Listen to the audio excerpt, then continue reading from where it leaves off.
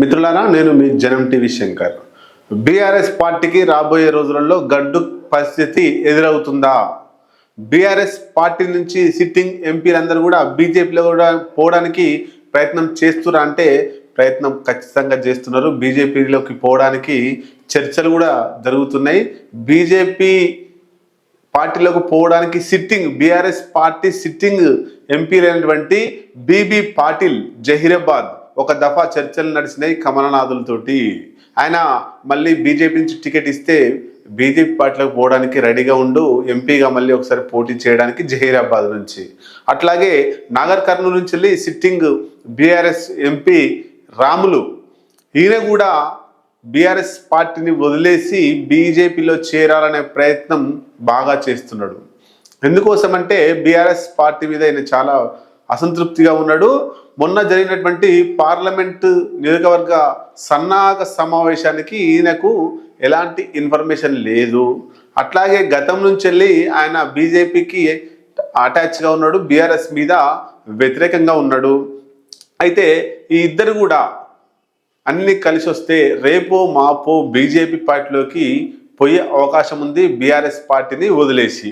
మరి కమలనాథులతోటి ఈ సమావేశం జరుగుతున్నది, అంతర్గతంగా రహస్య చర్చలు జరుగుతున్నాయి. ఎప్పుడు పోతారు నాకు తెలిసి 2-3 డేస్లో బీజేపీలోకి పోయే అవకాశాలు కనబడతా ఉన్నాయి. అయితే నాగర్ కర్నూలు నుంచి వెళ్ళి సిట్టింగ్ ఎంపీగా రాములు ఉన్నాడు. బీజేపీ సిట్టింగ్ బీఆర్ఎస్ ఎంపీల పైన గురిపెట్టింది. బీజేపీ అంతా కూడా కొత్త నాయకత్వాన్ని తయారు చేసుకోకుండా ఇప్పుడున్నటువంటి పరిస్థితులలో బీజేపీ ఎక్కువ స్థానాలు సంపాదించుకోవడం కోసం బీఆర్ఎస్ పార్టీలో ఎవరైతే ఉన్నారో ఆ సిట్టింగ్ల మీద గురిపెట్టింది. వాళ్ళని బీజేపీలో చేర్చుకుంటే గెలుపు సునాయాసంగా బయటపడవచ్చు, ఎంపీలను తెలంగాణ రాష్ట్రం నుంచి ఎక్కువ ఎంపీలను గెలిపించే అవకాశం ఉండొచ్చు అని చెప్పేసి బీజేపీ మొత్తం కూడా బీఆర్ఎస్ పార్టీ బీఆర్ఎస్ సిట్టింగ్ ఎంపీల మీద ఫోకస్ పెట్టినట్టు కనబడతా ఉంది. అయితే నాగర్ కర్నూలుకు సంబంధించి అక్కడ ఉండేటువంటి సిట్టింగ్ ఎంపీ రాములు, ఆయన కొడుకు భరత్ ప్రస్తుతానికి కల్వకుర్తి జెడ్పీటీసీగా ఉన్నాడు.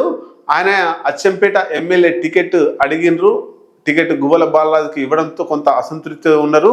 అయితే జిల్లా పరిషత్ చైర్మన్ అన్న ఇవ్వమని చెప్పి అడిగిర్రు, అయినా కూడా ఇవ్వలేదు వాళ్ళ కొడుక్కి భరత్కి.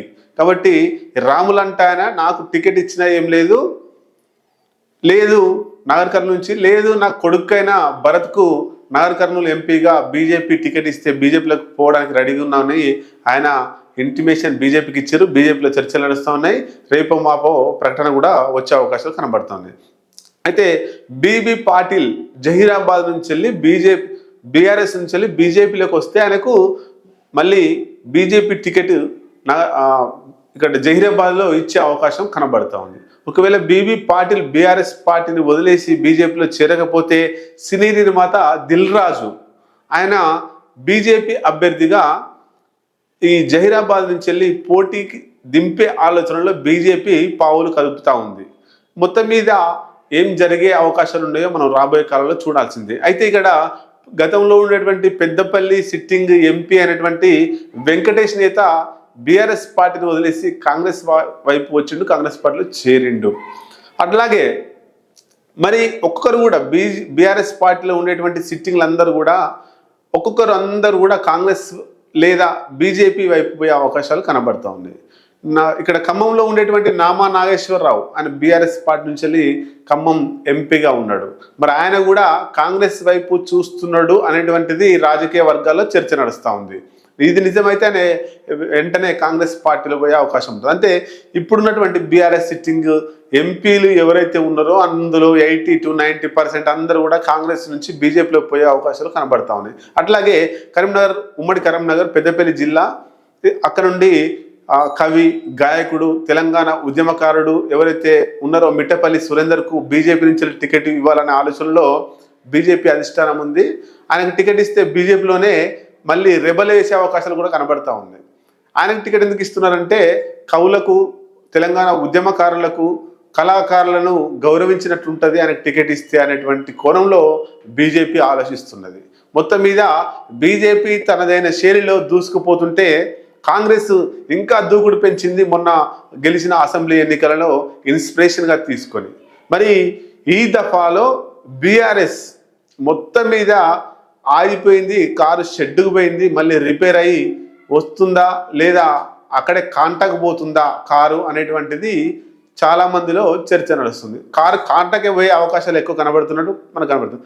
మొత్తం మీద ఇప్పుడు ఉన్నటువంటి 17 ఎంపీ పార్లమెంటు స్థానాలలో ఒకటి ఎట్లాగో ఎంఐఎం గెలిస్తే ఇంకా 16 ఉంటాయి. ఆ 16లో 9-10 స్థానాలు కాంగ్రెస్ గెలిచే అవకాశాలు ఉన్నాయి. ఒక 3 బీఆర్ఎస్ పార్టీ, ఒక 3 బీజేపీ గెలిచే అవకాశాలు మనకు కనబడుతూ ఉన్నాయి. రాబోయే ఎన్నికలకు సంబంధించి జనం టీవీ పూర్తి స్థాయిలో సర్వే నిర్వహించబోతా ఉంది. ఏ కాన్స్టిట్యున్సీలో ఎవరు గెలుస్తారనేటువంటిది గతంలో అసెంబ్లీ ఎన్నికల్లో చేసిన సర్వే ఎట్లా చేసినామో నిజాయితీగా ఇప్పుడు కూడా పార్లమెంట్కి సంబంధించి మీ ముందుకు తీసుకొస్తాం. ఆ రిజల్ట్ కూడా జనం ముందు పెట్టేటువంటి ప్రయత్నం చేస్తున్నాం.